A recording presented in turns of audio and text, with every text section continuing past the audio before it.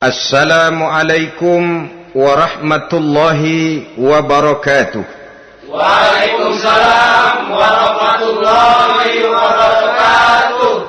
Bismillahirrahmanirrahim. Alhamdulillahi rabbil alamin. Wassalatu wassalamu ala ashrafil anbiya'i wal mursalin, Sayyidina wa maulana Muhammadin wa ala alihi wa ashabihil mujahidin at-tahirin, amma ba'du.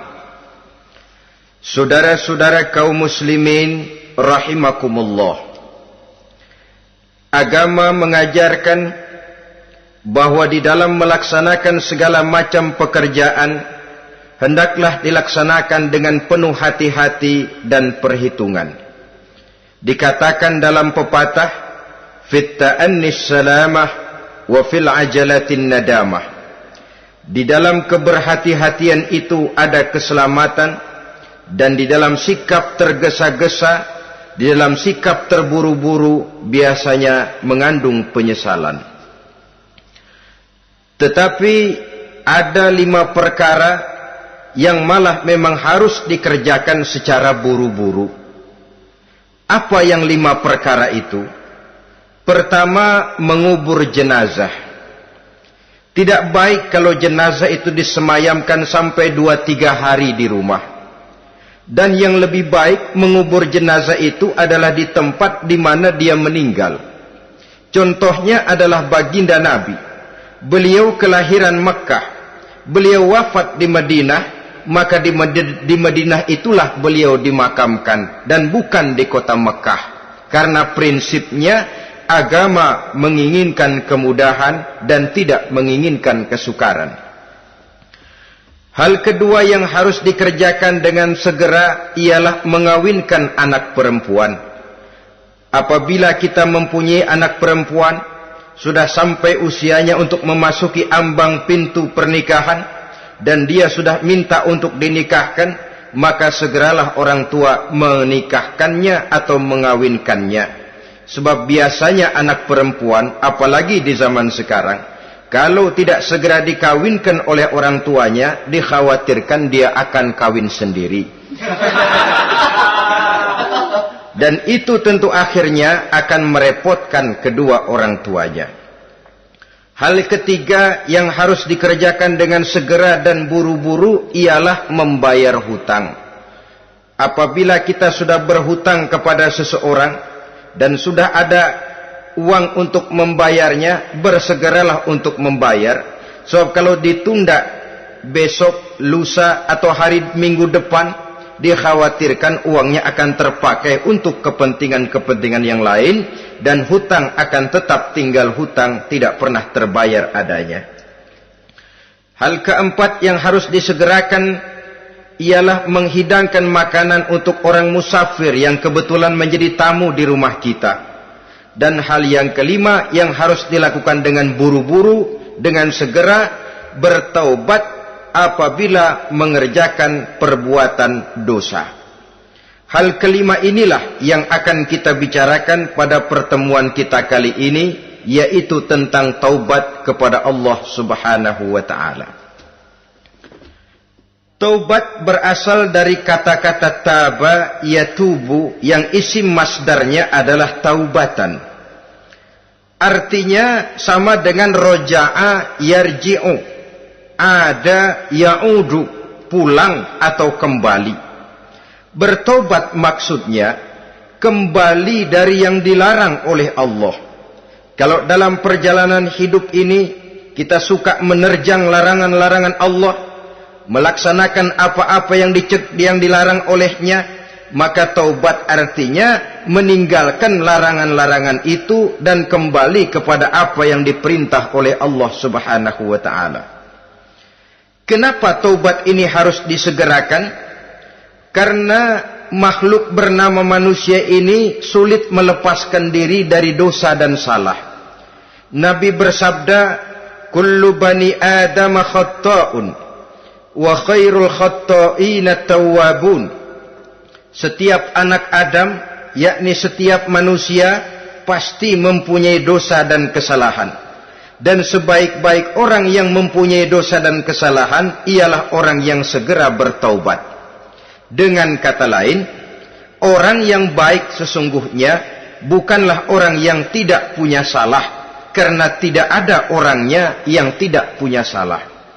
Tetapi orang yang baik adalah orang yang apabila melakukan kesalahan, dia segera sadar, dijadikannya kesalahan itu sebagai pelajaran untuk tidak diulanginya lagi pada masa-masa yang akan datang. Inilah yang digambarkan oleh Allah Subhanahu wa taala dalam surah Ali Imran ayat 135.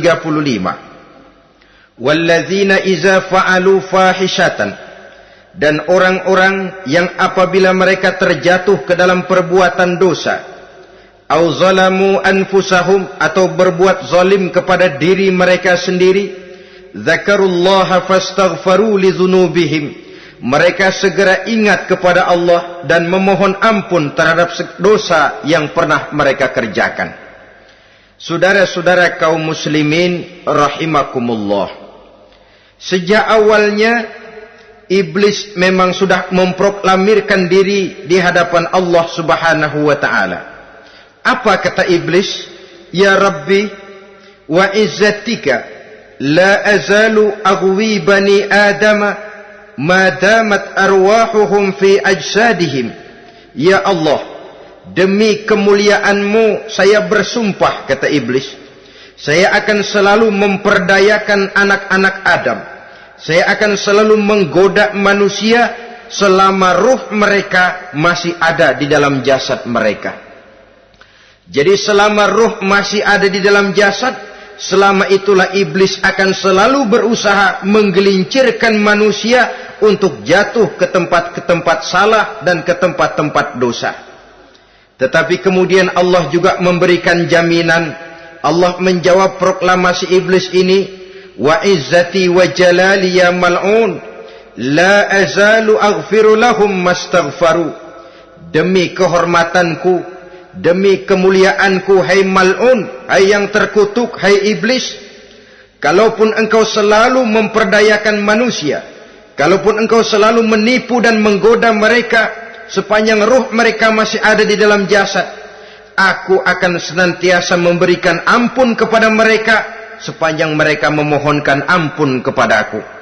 Inilah jaminan dari Allah Subhanahu wa ta'ala.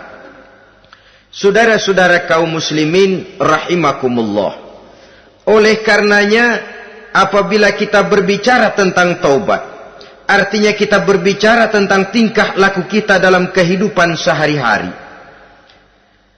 Apa yang harus kita lakukan untuk sempurnanya satu taubat?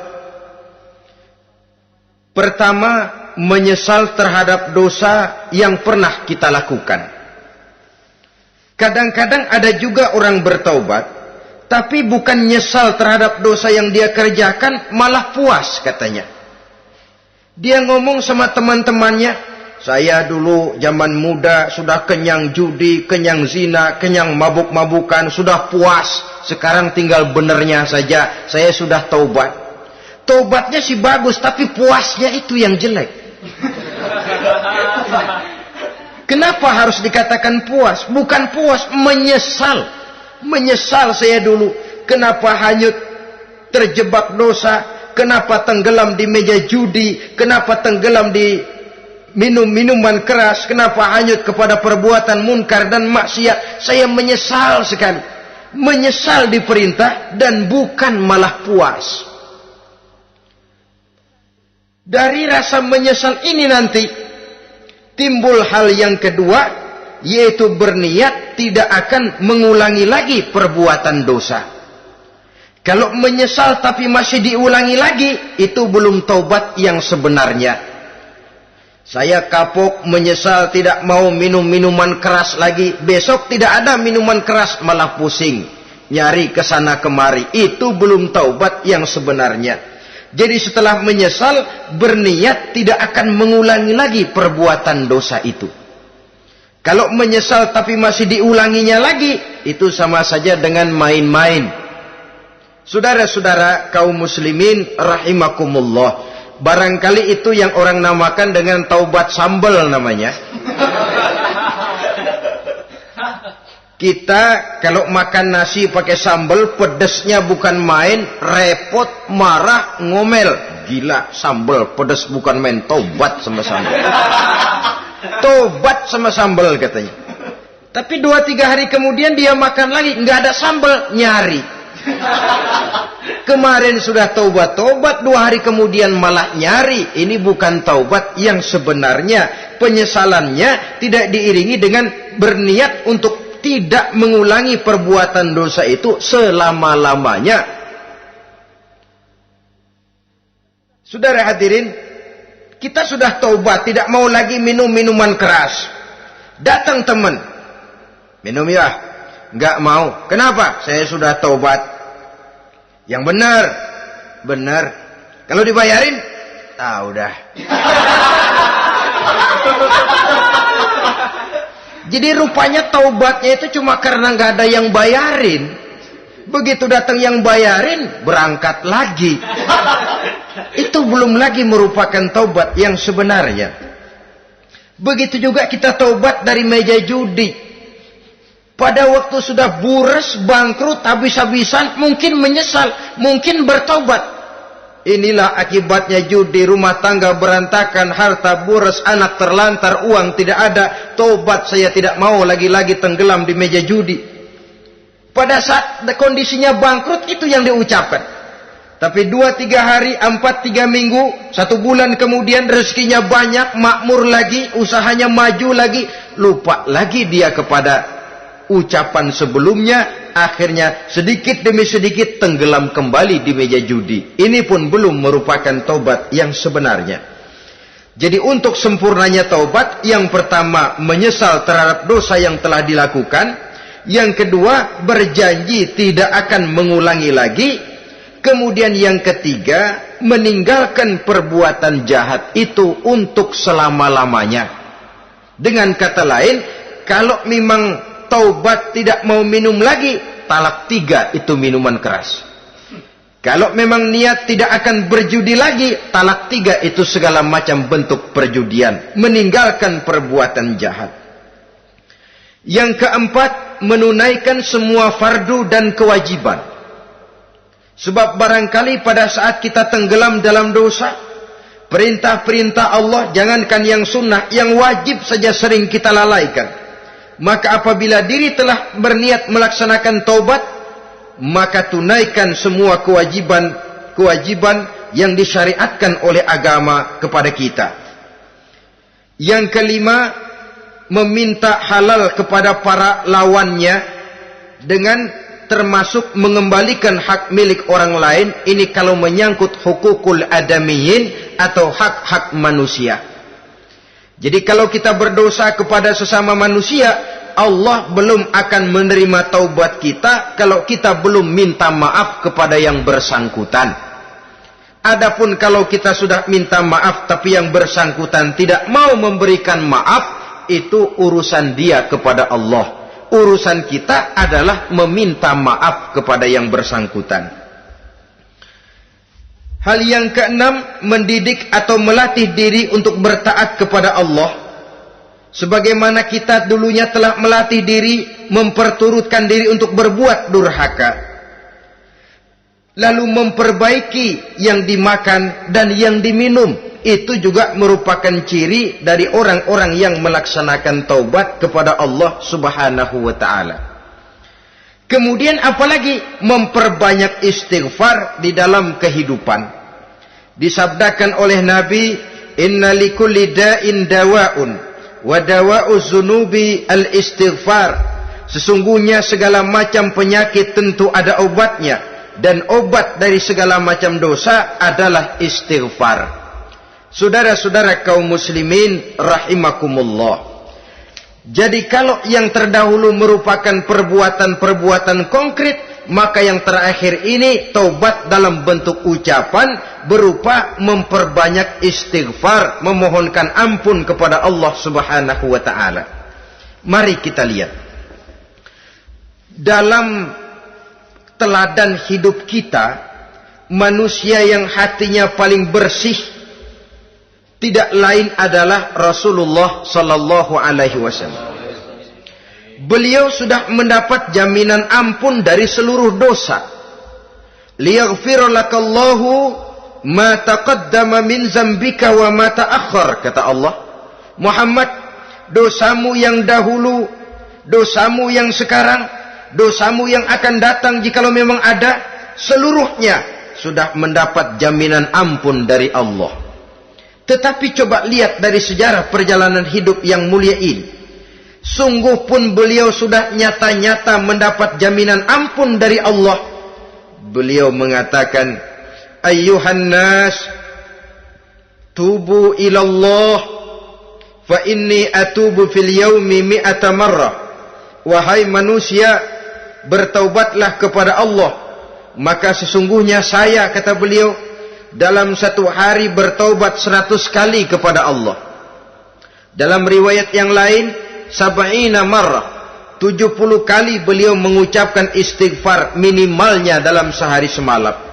Orang yang sudah nyata-nyata mendapat jaminan ampun dari Allah ini, satu hari satu malam istighfarnya minimal 70 kali.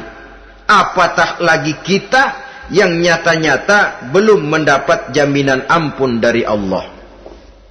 Di dalam satu hadis diriwayatkan bahwa iblis laknatullah alaih pernah berkata, ahlaktun nasa bizzunubi wal ma'asi. Aku rusak dan aku hancurkan kehidupan manusia dengan dosa dan dengan segala macam perbuatan maksiat. Iblis menghancurkan manusia dengan menanamkan kegemaran berbuat dosa dan menanamkan kesukaan untuk bergelimang dalam dunia maksiat. Tetapi kemudian iblis mengakui, wa ahlakuni bila ilaha illallah wal istighfar. Tetapi kemudian terbalik, manusia menghancurkan aku dengan kalimat la ilaha illallah dan dengan istighfar, yakni mengucapkan astaghfirullahal azim. Inilah senjata pemungkas menghadapi upaya iblis untuk menghancurkan manusia.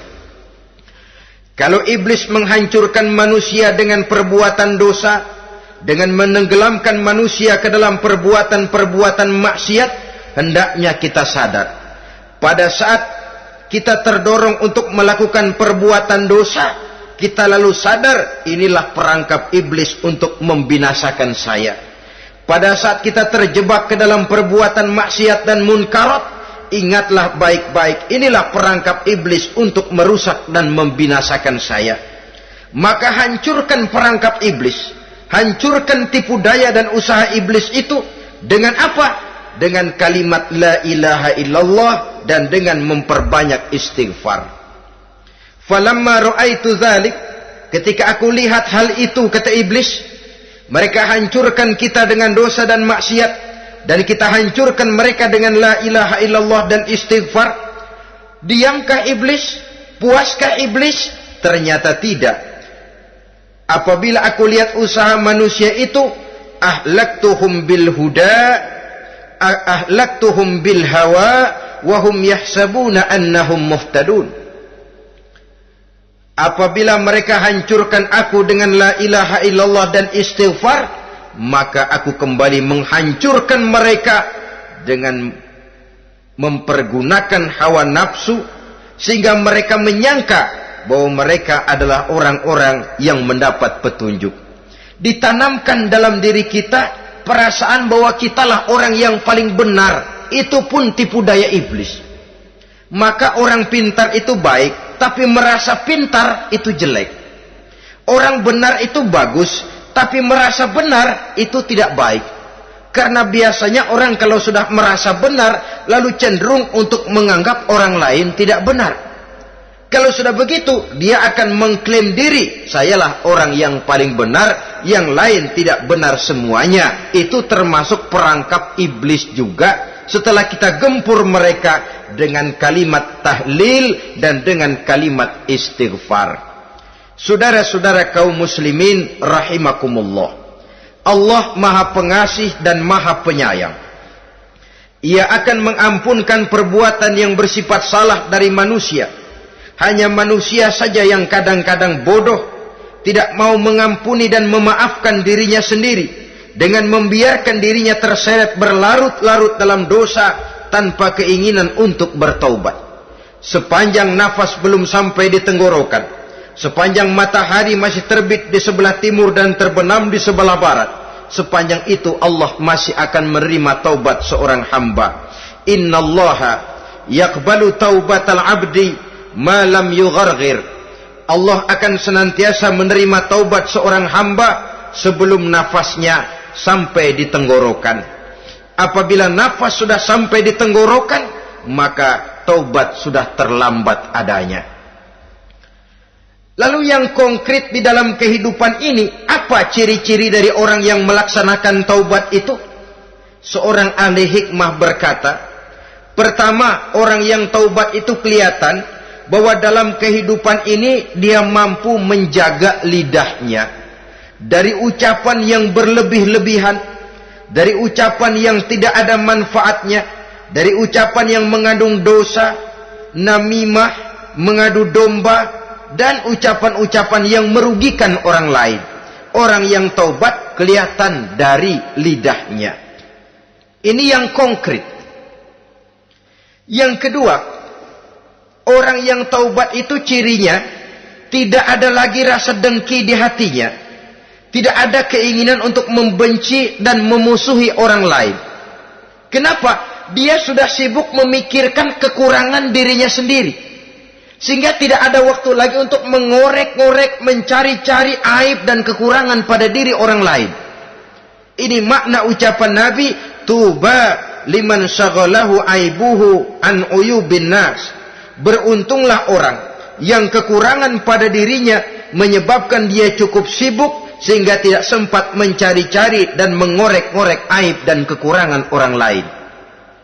Berbeda dengan orang yang masih jauh dari sikap taubat, selalu berusaha mencari dan mengorek-ngorek kekurangan orang lain, sementara aib dan kekurangan dirinya diumpetin. Ini namanya ilmu kancil. Orang lain disorotin, dia ngaling, ngumpet. Kerjaannya apa? Monten orang lain saja. Dia sendiri tidak mau diponten dan tidak mau memonten dirinya. Akibatnya apa? Sikap introspeksi tidak ada. Sikap mawas diri hilang. Sikap melihat, bercermin terhadap pribadinya sendiri hilang. Yang ada cuma menilai orang lain saja. Jadi adapun orang yang sudah bertaubat ini, di hatinya tidak ada dengki. Melihat orang lain mendapat nikmat, alhamdulillah, dia ikut bersyukur. Lain dengan orang yang jauh dari taubat. Tetangganya dapat nikmat, dia meriang. Tidak senang hatinya melihat orang lain senang. Orang melarat malah tepuk tangan. Saudara hadirin yang saya muliakan, orang yang semacam ini pada hakikatnya selalu disiksa oleh perasaannya sendiri. Kalau tetangganya yang kaya, ditanya kemana dukunnya. Tapi kalau tetangganya jatuh melarat, dia tepuk tangan, gembira bukan main. Lain dengan orang yang sudah bertobat, hasud itu hilang dari dirinya. So hasud inilah yang akan memakan kebaikan yang kita kerjakan. Kata Nabi, hasud itu bisa memakan kebajikan seperti api memakan kayu bakar. Allahu Akbar. Puasa kita, zakat kita, sholat kita, habis keropos dimakan oleh sifat hasud. Tidak terasa, tapi begitu kita punya sifat dengki kepada orang lain, maka sholat kita dimakan oleh dengki tadi, puasa kita dimakan oleh dengki tadi, segala macam kebaikan yang kita kerjakan dimakan oleh si dengki tadi, seperti api memakan kayu bakar, cepat sekali. Itulah sebabnya bagaimanapun banyak kebaikan yang sudah kita kerjakan, jangan bangga dan jangan lalai. Sebaliknya, bagaimanapun besar dosa dan kesalahan yang pernah kita lakukan, jangan putus asa dari rahmatnya Allah Subhanahu wa ta'ala. Jadi yang kedua, ciri orang yang bertaubat, di hatinya tidak ada dengki dan tidak ada rasa ingin memusuhi orang lain. Dia berhadapan dengan setiap orang dengan modal husnuzon, baik sangka kepada Allah. Tidak a priori. Kadang-kadang ada orang ketemu saja baru tapi sudah punya rasa jelek. Diperturutkannya suuzonnya. Yang ketiga, ciri orang bertaubat itu menjauhkan diri dari pergaul dengan orang-orang jahat. Sebab kita tahu bahwa pergaulan sangat besar pengaruhnya dalam ikut membentuk kepribadian manusia. Asyariku wa fi syarri syarrun. Bersekutu dengan kejahatan biasanya ikut jadi jahat. Walaupun secara langsung tidak melakukan kejahatan, tapi sudah termasuk dalam jamaah yang jahat juga namanya. Saudara-saudara kaum muslimin, bukan berarti orang yang taubat lalu tidak mau bergaul, itu juga mencerminkan keangkuhan diri. Bergaul dia bergaul, tetapi kepada orang-orang yang jahat, ia sekedar menghindarkan diri pergaulannya itu dari kejahatan yang bisa ditimbulkan oleh orang-orang jahat tadi. Ciri yang keempat dari orang yang bertaubat, dia mempersiapkan diri untuk menghadapi mati. Mempersiapkan diri. Sebagaimana kita tahu, kalau kita akan pergi ke luar kota, tentu kita membawa bekal. Makin jauh perjalanan, makin banyak bekal yang harus kita bawa.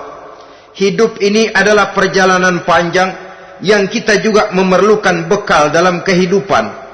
Orang yang bertaubat, orang yang mempersiapkan diri untuk menghadapi maut dan menghadapi hari-hari sesudah maut itu datang. Menghadapi kehidupan di alam barzakh, menghadapi kehidupan di alam akhirat dan selanjutnya. Dia mempunyai persiapan sehingga kapan maut datang dia sudah punya persiapan lebih dahulu. Saudara, kalau kita siap dipukul orang, pada saat pukulan itu datang, rasanya sakitnya agak lebih kurang daripada kita tidak pernah siap untuk dipukul. Walaupun bobot pukulannya sama, tapi kita akan lebih punya daya tahan kalau kita sudah siap. Oleh karena itu, orang yang bertobat, orang yang mempunyai persiapan untuk menghadapi mati.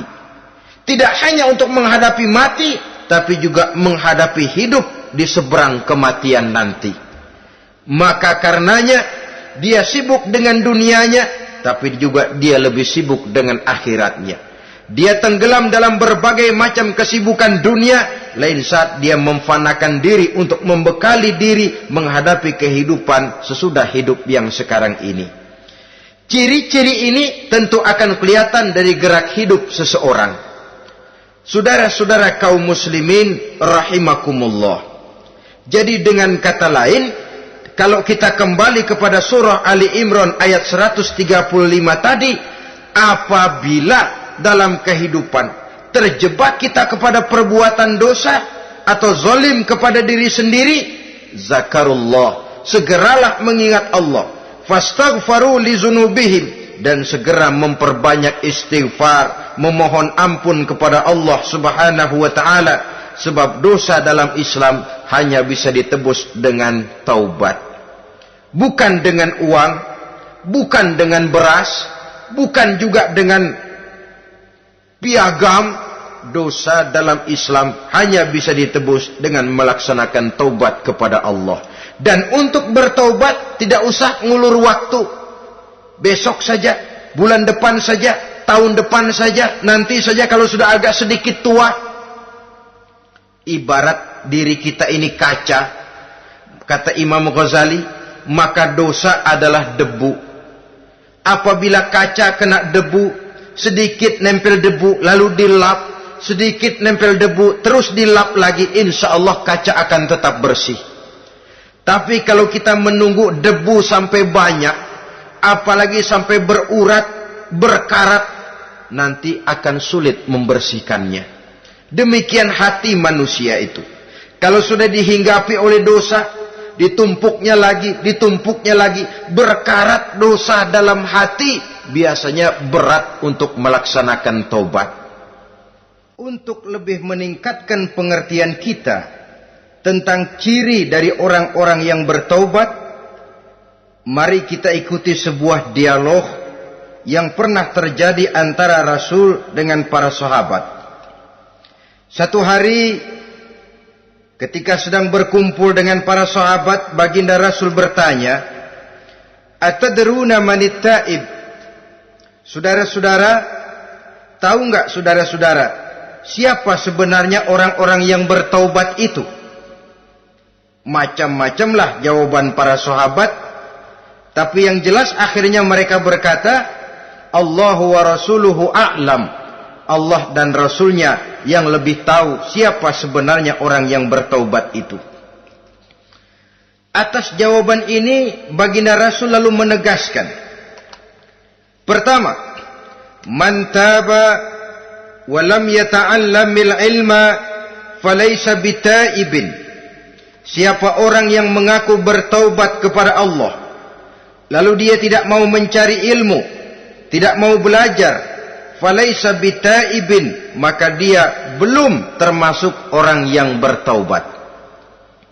Jadi di sini jelas bahwa bukan hanya dari dosa kita bertaubat, juga bertaubat dari kebodohan. Dalam arti tidak membiarkan diri kita bodoh terus menerus. Dengan bahasa anak sekarang, bodoh tapi betah.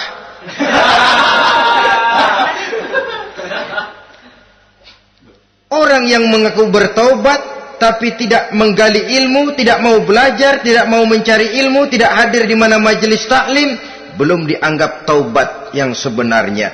Jadi grafik orang yang taubat itu kelihatan dari kesungguhannya mencari ilmu, menghadiri majelis taklim, menghadiri kuliah-kuliah, ceramah-ceramah dan diskusi-diskusi keagamaan. Rakus dia dengan ilmu pengetahuan agama, sehingga dengan ilmunya taubatnya semakin mantap. Ini ciri yang pertama. Lalu beliau bersabda lagi, wa man taba wa lam yazdad fil ibadati falaysa bitaibin. Barang siapa yang mengaku bertaubat tapi ibadahnya tidak tambah-tambah, maka dia belum termasuk orang yang taubat. Orang yang bertaubat ada grafik peningkatan ibadahnya. Jadi kalau mulutnya taubat, minta ampun, tapi ibadahnya gitu-gitu aja, belum merupakan taubat yang sebenarnya. Jadi pada saat dia melaksanakan taubat, memproklamirkan diri untuk kembali ke jalan Allah, nilai ibadahnya meningkat. Kalau sholatnya tadinya cuma sekedar yang wajib-wajib saja, setelah dia taubat bertambah melaksanakan yang sunnah, rawatibnya, qobliyah, ba'diyahnya, atau kemudian nawafilnya berupa tahajud, hajat, duha, istikharah, dan solat-solat sunnah lainnya. Jadi kelihatan dari peningkatan ibadahnya. Ini ciri yang kedua. Yang ketiga kata Nabi lagi, wa man taba wa lam yardal khusama falaysa bitaibin. Barang siapa yang mengaku bertaubat kepada Allah tapi dia tidak bisa meridhoi musuh-musuhnya, maka belum lagi dia dianggap orang yang bertaubat. Meridhoi, memaafkan musuh. Saudara, memberi maaf itu lebih sulit daripada minta maaf. Tapi memberi maaf lebih mulia daripada minta maaf. Minta maaf gampang, memberi maaf yang sulit. Karena itu orang yang memberi maaf menunjukkan jiwa yang lebih luhur daripada orang yang minta maaf. Sebab apa? Posisi orang yang memberi maaf kan posisi orang yang menang. Biasanya dalam posisi menang orang gampang congkak dan sombong. Orang datang minta maaf kepada kita, lalu timbul keseganan. Iya, minta maaf sih gampang. Memberi maaf itu yang sulit, tapi itu yang sangat dianjurkan. Dan itu merupakan ciri dari orang-orang yang bertaubat. Lalu apalagi? Wa man taba wa lam yughayyir libasahu wa zinatahu falaysa bitaibin. Barang siapa yang mengaku bertaubat tetapi pakaian dan perhiasannya tidak berubah, maka dia belum lagi dianggap bertaubat. Orang bilang pakaian memang kulit, yang penting isi. Tetapi bagaimanapun kulit mencerminkan isi. Dari pakaian kita bisa mengkaji kepribadian seseorang. Saya berpendapat bahwa pakaian penting, kulit juga penting. Kulit penting, isi penting. Kulit tanpa isi tidak ada artinya. Isi tanpa kulit juga meragukan orang. Wah, yang penting kan isinya, kulitnya gimana saja. Saya mau tanya, saudara dapat duren di jalanan, isi aja nggak ada kulitnya. Kira-kira dimakan nggak duren itu? Paling kurang akan menimbulkan keraguan. Jangan-jangan sudah dicampur racun ini. Jadi dengan demikian orang yang bertaubat ini kelihatan dari cara berpakaian, cara berhias diri, tidak over. Dia kembali kepada fungsi berpakaian. Dalam Islam kan sesungguhnya fungsi pakaian itu yang paling utama. Pertama, nutup aurat. Itu ukurannya. Yang kedua, pantas.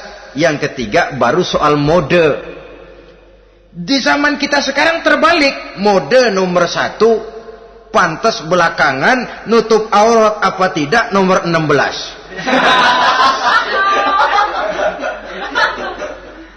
Kalau sudah mode, kita kekurangan pertimbangan. Ini buat saya pantas apa tidak, ini menutup aurat apa tidak. Kita balik. Padahal fungsi berpakaian dalam Islam tujuan utamanya pertama nutup aurat.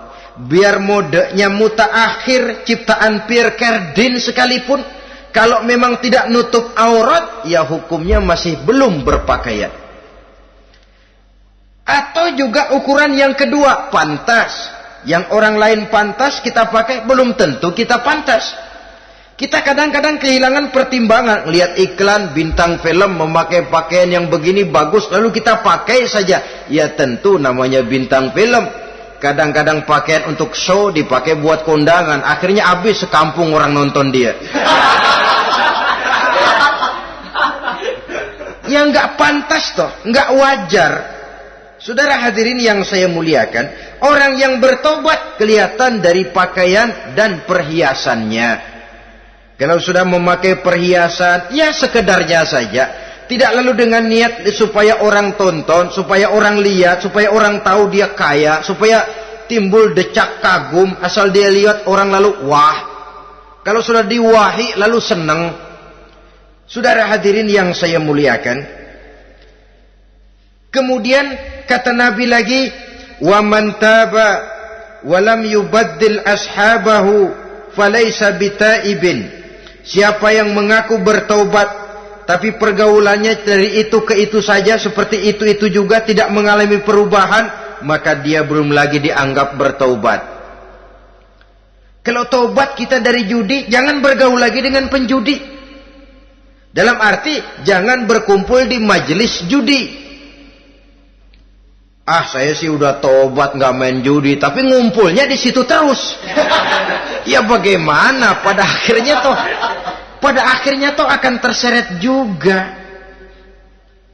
Saudara hadirin yang saya muliakan, jadi dengan demikian lingkungan juga sangat besar pengaruhnya dalam kriteria orang yang bertaubat. Selanjutnya Nabi bersabda, wa man taba walam yughayyir khuluquhu falaysa bitaibin. Siapa yang mengaku bertaubat tapi akhlaknya, budi pekertinya tidak mengalami perubahan, maka orang itu pun belum dianggap bertaubat. Ini juga konkret. Orang yang bertaubat kelihatan dari akhlaknya. Kalau kemarin sama orang tua songong, kurang ajar, nyelongcong, maka setelah taubat dia berakhlak kepada orang tua.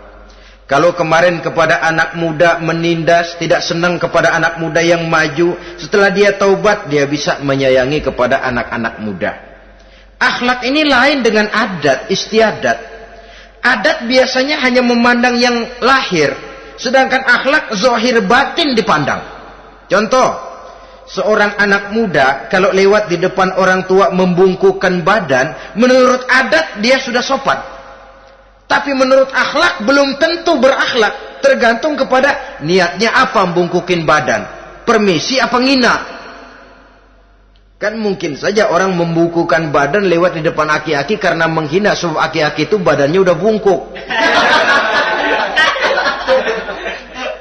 Jadi gerakan zohir yang baik, yang diiringi dengan niat yang baik, itulah cerminan daripada akhlak. Kalau adat terlepas dari soal niat. Asal zohirnya sudah oke, menurut adat, oke dia beradat. Niatnya apa? Adat tidak pernah menilai. Maka orang yang bertaubat pun kelihatan dari akhlaknya. Dan akhlak itu adalah keseluruhan tingkah hidup manusia. Cara berjalan ada akhlak. Cara makan ada akhlak. Cara duduk ada akhlak. Cara tidur ada akhlak. Sehingga pantas ketika Siti Aisyah ditanya, Aisyah, Rasulullah itu akhlaknya apa sih? Beliau menjawab, karena Rasulullah khuluquhul Quran. Rasulullah itu akhlaknya Quran. Sehingga di kalangan ilmuwan lalu ada ungkapan bahwa Nabi Muhammad adalah Quran berjalan. Maksudnya seluruh konsepsi Quran sudah diterjemahkan dalam kehidupan Nabi. Maka tidak heran kalau Islam mengatur kehidupan manusia sejak yang sekecil-kecilnya sampai yang sebesar-besarnya. Cara berpakaian ada akhlaknya, kan begitu toh dalam Islam. Saudara diri di depan kaca, ngaca, ada akhlaknya, ada bacaannya. Allahumma kama hassanta khalqi fahassin khuluqi. Sampai saudara masuk ke dalam WC sekalipun ada akhlaknya. Karena akhlak adalah keseluruhan gerak hidup manusia. Orang yang bertobat kelihatan dari perubahan akhlaknya. Kemudian beliau bersabda, "Wa man taba wa lam yatwi firashahu wa bisatahu falaysa bitaibin." Siapa orang yang mengaku bertaubat tetapi dia tidak menggulung tempat tidur dan spraynya, maka dia belum dianggap bertaubat. Ini bahasa kinayah. Menggulung spray, melipat tempat tidur artinya lebih banyak ibadahnya daripada tidurnya. Kalau ngaku taubat tapi sehari 24 jam, 22 jam tidur, cuma 2 jam ibadah, ya belum mencapai kriteria itu. Dengan kata lain, orang apabila sudah memproklamirkan diri untuk taubat, menyingsingkan lengan baju, melipat spray, menggulung tempat tidur. Bukan berarti dia tidak tidur-tidur, tetapi bersiap diri untuk melaksanakan ibadah yang pada saat dia terjebak dalam dosa, sudah banyak ibadah yang ditinggalkannya. Saudara-saudara kaum muslimin rahimakumullah. Kemudian beliau bersabda pula, "Wa man taba wa lam yatasaddaq falaysa bitaibin." Barang siapa yang mengaku bertobat, kemudian dia tidak menyedekahkan karunia yang diberikan Allah kepadanya, maka taubatnya belum lagi dianggap taubat yang sebenarnya. Faman istabana minal abdi hazihil khisal fahuwa taibun haqqa. Apabila nyata tanda-tanda ini pada diri seorang hamba, maka barulah taubatnya dinamakan taubat yang sebenarnya. Jadi untuk taubat itu ada 2 jalan yang bisa kita tempuh. Pertama, taubat dengan lisan, taubat dengan ucapan. Dalam artian apa? Memperbanyak istighfar. Istighfar yang mana? Yang mana yang mungkin saja. Kalau waktunya sempit ya istighfar yang pendek-pendek. Astaghfirullah, astaghfirullah, astaghfirullah. Mau yang lebih panjang, astaghfirullahalazim allazi la ilaha illa huwal hayyul qayyum wa atubu ilaih min jami'il ma'asi waz zunub la haula wala quwwata illa billahil aliyyil azim. Ada waktu yang lebih panjang lagi membaca sayyidul istighfar. Tiap kali berbuat jahat, tiap kali diiringi dengan istighfar. Nah, ini yang bisa runtuh dengan istighfar ini dosa apa? Dosa yang ringan, dosa yang biasanya dilakukan oleh panca indera kita. Mata, Ini dosa mata, insya Allah bisa runtuh dengan istighfar. Ngelihat yang haram, cepat nunduk. Astagfirullah. Habis nunduk, jangan ngeliatin lagi. Kadang-kadang ngelihat nunduk, istighfar, melotot lagi, istighfar lagi.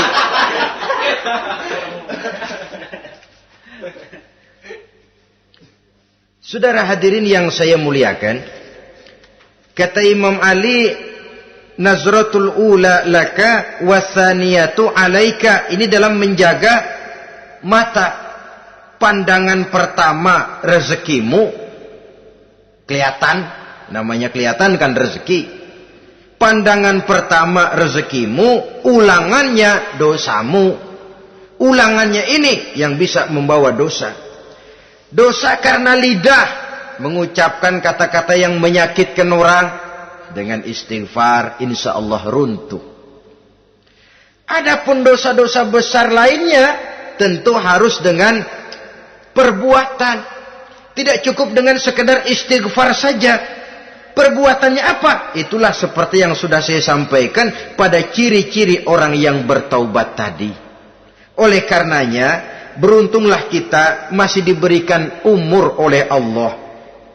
Sehingga segala dosa dan kesalahan yang kita lakukan, kita masih punya kesempatan untuk mengadakan pemutihan, bertaubat kepada Allah. Nah, apa kemudahan yang diberikan Allah kepada orang yang melazimkan istighfar di dalam hidupnya?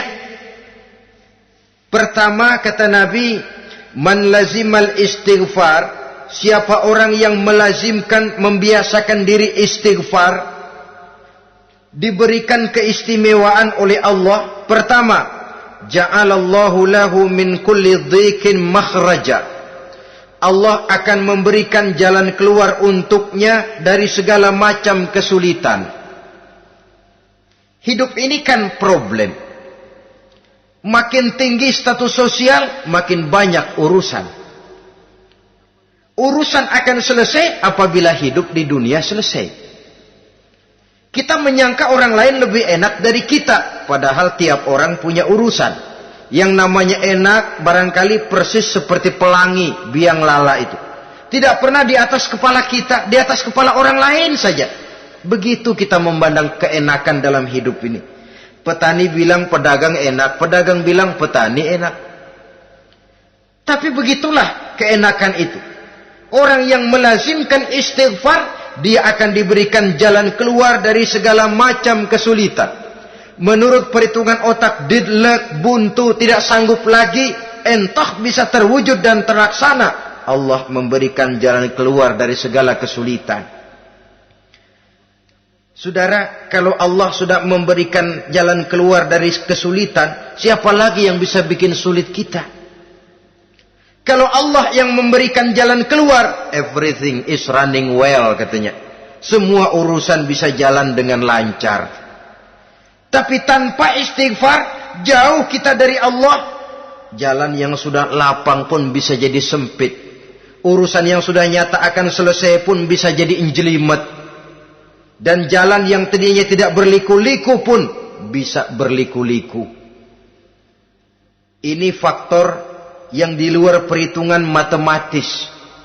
Kita tidak mampu, Allah maha mampu. Menurut akal kita tidak mungkin. Kalau Allah mau, tidak ada yang tidak mungkin. Saudara-saudara, ini fasilitas pertama. Orang yang gemar istighfar, diberikan jalan keluar dari segala macam kesulitan. Yang kedua, wa min kulli hammin faraja. Diberikan kegembiraan dari setiap kesusahan yang dihadapinya. Ada saja faktor-faktor yang mendatangkan kegembiraan, yang mendatangkan refreshing di dalam kehidupannya, sehingga dia tidak lalu merasa jalannya buntu, tidak merasa kesulitannya tidak pernah terselesaikan. Dan yang ketiga, fasilitas yang diberikan Allah kepada orang yang gemar istighfar, wa razaqahu min haitsu la yahtasib. Allah akan memberikan kepada mereka rizki dari jalan yang tidak pernah mereka sangka-sangka. dari jalan yang tidak pernah mereka perkirakan sebelumnya. Saudara-saudara kaum muslimin rahimakumullah. Inilah fasilitas ketiga yang diberikan Allah kepada orang yang gemar istighfar. Rizkinya datang dari jalan yang tidak disangka-sangka. Sebab rizki ini juga termasuk hal gaib.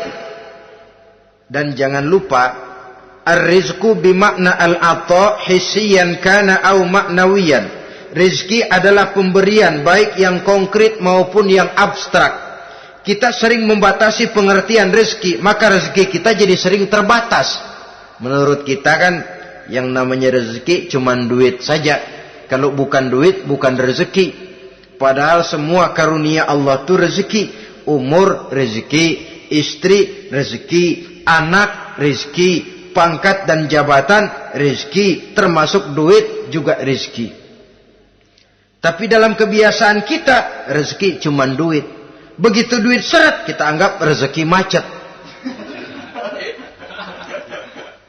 Maka akhirnya kita tidak bersyukur kepada Allah. Padahal mungkin di sektor duit macet, tapi rezeki dari segi lain, ilmu barangkali tambah, wibawa naik, pangkat naik, anak tambah, itu juga merupakan rezeki. Saudara-saudara kaum muslimin rahimakumullah. Orang yang gemar istighfar ini diberikan rezeki dari jalan yang tidak disangka-sangkanya. Dibukakan perbendaharaan Allah untuknya. Sehingga rezekinya datang dari cara yang tidak disangka-sangka. Allah Maha Kaya. Kalau dia mau, la mani'a lima a'taita wa la mu'tiya lima mana'ta. Tidak satu kekuatan pun yang mampu mencegah apa yang hendak diberikan Allah. Dan tidak satu kekuatan pun yang sanggup memberikan apa yang dicegah oleh Allah Subhanahu wa ta'ala. Ini keistimewaan yang diberikan Allah kepada mereka yang gemar beristighfar di dalam kehidupan ini. Jangan lagi berpikir, gua sih nggak punya dosa, istighfar amat. Sombong, saudara-saudara. Manusia itu lebih baik merasa banyak dosa daripada merasa tidak punya dosa. Tanda orang bahagia, kata Nabi 4. Pertama, orang yang selalu ingat kepada kesalahan yang pernah dia lakukan. Itu orang bahagia. Selalu ingat kepada kesalahan yang pernah dilakukannya. Sehingga pada saat akan melakukan kesalahan yang baru, dia mikir-mikir. Dosa gue yang kemarin udah 3 keranjang, nih nambah lagi. Ingatannya terhadap kesalahan yang lalu akan merupakan langkah preventif yang mencegah dirinya untuk tidak menambah kesalahannya. Orang bahagia, orang yang selalu ingat kesalahan yang pernah dia lakukan, terbayang di pelupuk mata, bukan ngumpet-ngumpetin dosa. Sebab apa yang mau kita umpetin di hadapan Allah? Yang kedua, tanda orang bahagia itu orang yang selalu melupakan kebaikannya. Kalau dia berbuat baik, dia lupakan. Dia anggap dirinya belum pernah berbuat baik. Sehingga di mana ada kebaikan, dia tidak bisa ikut. Dia merasa sangat rugi. Sebab dia anggap dirinya belum pernah berbuat baik. Yang ketiga, tanda orang bahagia. Dalam urusan dunia, dia lihat ke bawah. Sehingga timbul rasa syukurnya. Bahwa kalau dia sengsara masih banyak yang lebih sengsara dari dia. Bahwa kalau dia miskin masih jauh lebih banyak yang miskin dari dia. Bahwa kalau dia menemui kesulitan masih banyak yang jauh lebih sulit dari dia. Dengan cara itu jiwanya akan lapang, hidupnya akan tenang, dan dia tidak pernah ingkar kepada nikmat yang diberikan Allah. Sebaliknya yang keempat, tanda orang bahagia itu dalam urusan akhirat dia lihat ke atas. Dunia, lihat yang bawah. Akhirat, lihat yang atas. Kalau dia bisa sholat, kenapa saya tidak? Kalau dia sanggup puasa, kenapa saya tidak? Kalau dia bisa baca Quran, kenapa saya tidak? Timbul panas, nyontoh ibadah mendatangkan kebahagiaan. Rakus ibadah malah dianjurkan. Rakus dunia malah tercela. Nah, lawanannya orang celaka, saudara-saudara.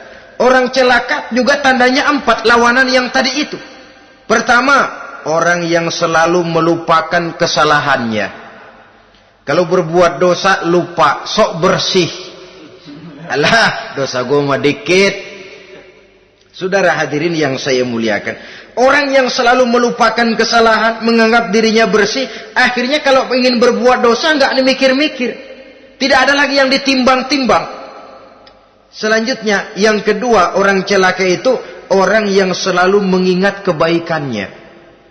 Akhirnya apa? Timbul sifat nepuk dada, membanggakan jasa. Lahirlah pahlawan-pahlawan kesiangan. Selalu membanggakan diri, nepuk dada. Kalau enggak saya, kalau enggak saya. Itu masjid, kalau enggak saya. Itu pesantren, kalau enggak saya. Itu umat, kalau enggak saya. Kalau enggak saya. Memangnya kalau enggak sampean kenapa?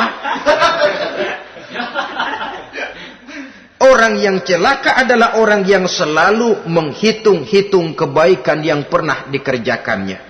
Keikhlasannya kurang, makin dia hitung, makin kurang nilai pahalanya itu.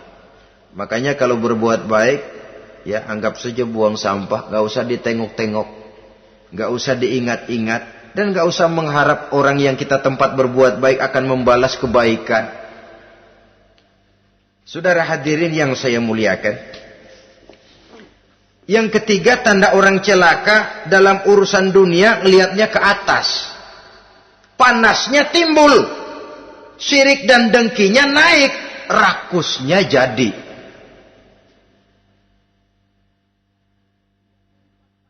Timbul sifat panasnya itu. Tidak mau ngerti.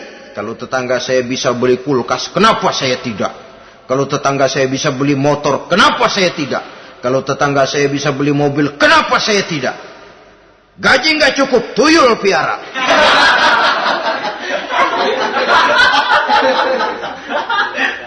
Orang itu kalau sudah didorong oleh rakus kan bisa jadi menghalalkan segala macam cara untuk mencapai tujuan. Dibakar oleh sifat tamak dan rakus bin serakah. Nah, kalau sudah didorong oleh rasa rakus, yang segera tersingkir pertama rasa malu. Orang kalau sudah rakus nggak ada malunya, rasa malunya hilang. Padahal syarat jadi orang itu kan kalau punya rasa malu. Nggak punya rasa malu, kurang syarat jadi orang. Akan bagaimana jadinya masyarakat, bahkan bangsa dan negara, kalau rakyatnya sudah tidak punya rasa malu. Yang kedua, rasa takut hilang, terutama takut kepada Allah. Sirna sama sekali. Sudah tujuan menghalalkan cara. Yang keempat, tanda orang celaka dalam urusan akhirat, lihatnya malah ke bawah. Kenapa kamu enggak sholat? Itu bapak anu yang tuaan, enggak, saya enggak lagi. Kenapa ngelihatnya mesti kepada yang begitu? Sehingga lalu tidak ada gairah untuk mencontoh. Saudara-saudara kaum muslimin rahimakumullah, walaupun serba singkat oleh karena terbatasnya ruang pembicaraan ini, mudah-mudahan bisa memberikan gambaran sepintas tentang ciri-ciri orang yang bertaubat. Dengan harapan, marilah kita menjadi orang yang bertaubat sebenarnya, dengan ciri menyesal terhadap dosa yang pernah kita lakukan, meninggalkan perbuatan jahat, dan berjanji tidak akan mengulangi lagi perbuatan jahat itu. Kalau dia menyangkut hak-hak manusia, maka hak itu harus kita kembalikan, dan kepada yang bersangkutan kita harus meminta maaf. Apabila ditambah dengan kegiatan lisan, memperbanyak istighfar dalam kesempatan yang mungkin di sepanjang perjalanan hidup ini. Ini sajalah yang kita bicarakan pada pertemuan kali ini. Terima kasih atas segala perhatian. Mohon maaf atas segala kekurangan. Usikum wa nafsi bitaqwallah. Wassalamualaikum warahmatullahi wabarakatuh. Waalaikumsalam.